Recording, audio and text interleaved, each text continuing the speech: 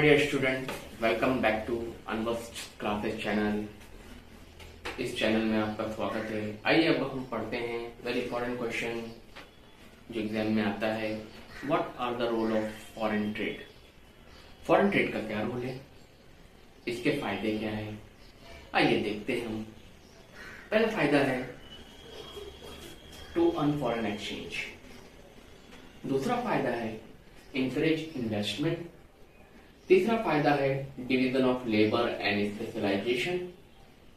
चौथा फायदा है optimum allocation and utilisation of resources. छठा फायदा है fifth one stability in price level. Six one is availability of multiple choices. Seven one is bring reputation and helps to earn goodwill. तो हमने देखा ये इसके फायदे हैं। ये आपको ओरली और बाय हार्ट करना पड़ेगा। What are the role of foreign trade policy और what are its role, importance, significance. तो सबसे पहले जो पॉइंट है माय डियर स्टूडेंट, आइए हम डिटेल में एक्सप्लेन करते हैं आपको। To earn foreign exchange, with the help of foreign exchange it is possible to earn foreign exchange. हम फॉरेन एक्सचेंज अर्न कर सकते हैं जब हम एक्सपोर्ट करते हैं।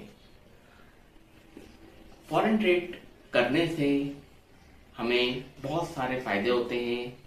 तो सबसे पहला ये जो फायदा हमने देखा इसमें कि हम ज्यादा माल प्रोड्यूस करके एक्सपोर्ट करके बाहर की कंट्री की करेंसी को कमा सकते हैं और अपने देश में ला सकते हैं। तो इसे कहते हैं टू अर्न फॉरेन एक्सचेंज। तो लिखना कैसा एग्जाम में इस पॉइंट को, आइए देखते हैं। Foreign trade play very important role in earning foreign exchange. With the help of exporting more goods and services, we can earn foreign currencies and we can bring it into our nation. Thus, foreign play an important role in earning of foreign exchange currency. Okay? Second point पे आइए my dear student, encourage investment. ये encourage करता है investment को। जब हम देखते हैं कि फॉरेन मार्केट में बहुत सारी अपॉर्चुनिटीज है, तो एक्सपोर्टर उस अपॉर्चुनिटीज को, उस चांस को, उस मौके को प्राप्त करने की और हासिल करने की कोशिश करता है। और वो चाहता है कि मैं ज्यादा से ज्यादा इन्वेस्टमेंट करूं फॉरेन मार्केट में, ताकि मैं ज्यादा से ज्यादा कमा भी सकूं और ज्यादा से ज्यादा फॉरेन एक्सचेंज को अपनी कंट्री में ला भी सकूं। तो इसलिए हम कहते हैं foreign trade provides opportunities to the exporter, or it encourages the investment of the exporter. Foreign trade creates an opportunity for producer to invest more amount in foreign market. Okay, आइए देखते हैं हम लोग। इससे टोटल इन्वेस्टमेंट भी बढ़ता है। तो हम कहते हैं it leads to increase in investment of the exporter or whole country. Third point है my dear student, division of labor and specialization. My dear student, आपने देखा होगा कि फॉरेन ट्रेड में जब हम करते हैं तो इंटरनेशनल लेवल पे बहुत कंपटीशन होता है। हमें वहां पे इंटरनेशनल कंपटीशन को फेस करने के लिए माल को बहुत अच्छा बनाना पड़ता है। आप अच्छा माल बनाएंगे तो ही आपका एक्सपोर्ट बढ़ेगा, नहीं तो नहीं बढ़ेगा। तो हमें स्किल्ड लेबर लगते हैं इसमें। तो इसलिए हम कहते हैं कि foreign exchange play very important role. It creates specialisations और division of labour. Laborers works according to their talent and skills to give good quality of product in international market. So we say foreign trade create division and specialization of labor. Laborers work according to their talent to produce goods and services, and that is very helpful in supplying goods and services to other countries. Thus, it creates division and specialisation of labour. आइए हम देखते हैं हमारे student fourth point, optimum allocation and utilisation of resources. ये पूरे statement का मतलब आपको बता दूं, लाइन का, पॉइंट का, कि जो रिसोर्सेस है such as man, machine, material, money, market etcetera, that is called resources. तो हम देखते हैं कि हमें इंटरनेशनल लेवल पे कंपटीशन फेस करना है, माल अच्छा बनाना है ताकि दूसरी कंट्रीज हमसे मंगा सके। जैसा हमारा इंडियन प्रोडक्ट बहुत रेपुटेड होता है, इंडियन प्रोडक्ट की बाहर मुल्कों में बहुत मांग होती है क्योंकि ये मेड इन इंडिया है ना। तो मेड इन इंडिया की बहुत वैल्यू है इंटरनेशनल लेवल पे। क्यों है वैल्यू? क्योंकि हम माल अच्छा बनाते हैं, हमारे देश में टैलेंटेड लेबर है जो मेहनत करते हैं, बहुत अच्छे से माल बनाते हैं। तो इसलिए जब उसको वैल्यू मिलती है, जब हम एक्सपोर्ट करते हैं, माल अच्छा लोगों को सप्लाई करते हैं, तो इससे रिसोर्सेस का सही इस्तेमाल होता है। तो we say optimum utilisation of resources such as money, machine, market, man, materials, etc. are possible with the help of foreign trade because there are maximum level of competitions in the foreign market. To face that competition, we need to utilize available resources properly. So foreign trade creates proper allocations and utilizations of available resources. आइए देखते हैं मेरे student fifth point, stability in price level.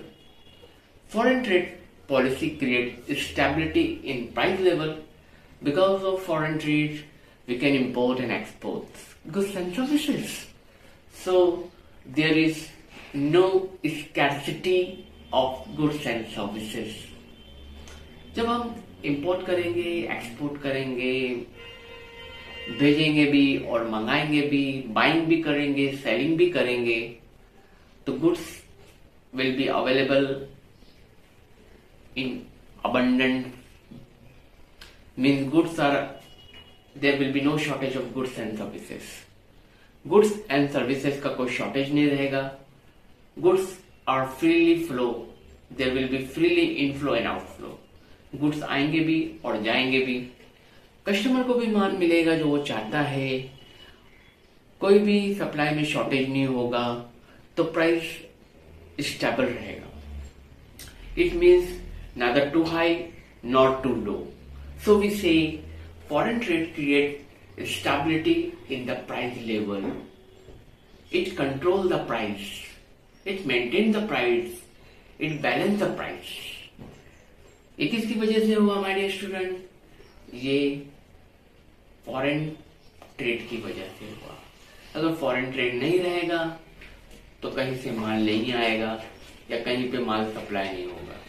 तो इसलिए हम कहते हैं कि foreign trade brings stability in the price level.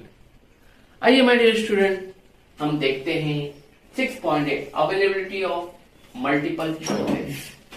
जब फॉरेन ट्रेड होता है तो कंज्यूमर को मल्टीपल चॉइस मिलती है कि वो कौन से देश का माल पसंद करता है, कहां का माल खरीदना चाहता है।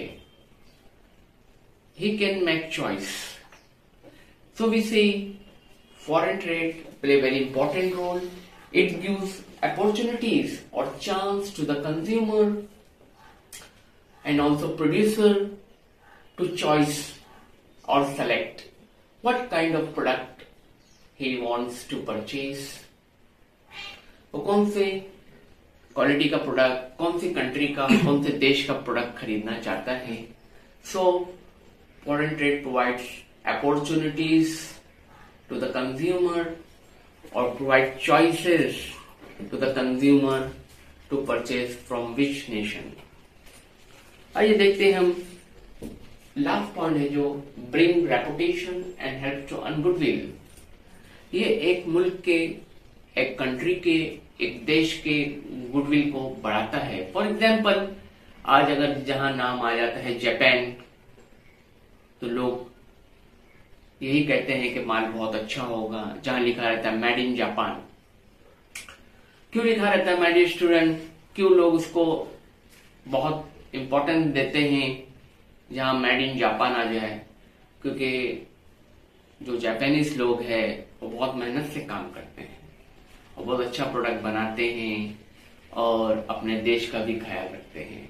उसी तरह हम आज इंडिया में रहते हैं, हमें भी माल अच्छा बनाना चाहिए और अच्छा बनाना चाहिए, ताकि जब हम मेड इन इंडिया आ जाए तो बस सिर्फ मेड इन इंडिया में कुछ सोचना ना पड़े, फौरन लोग उसको खरीद ले।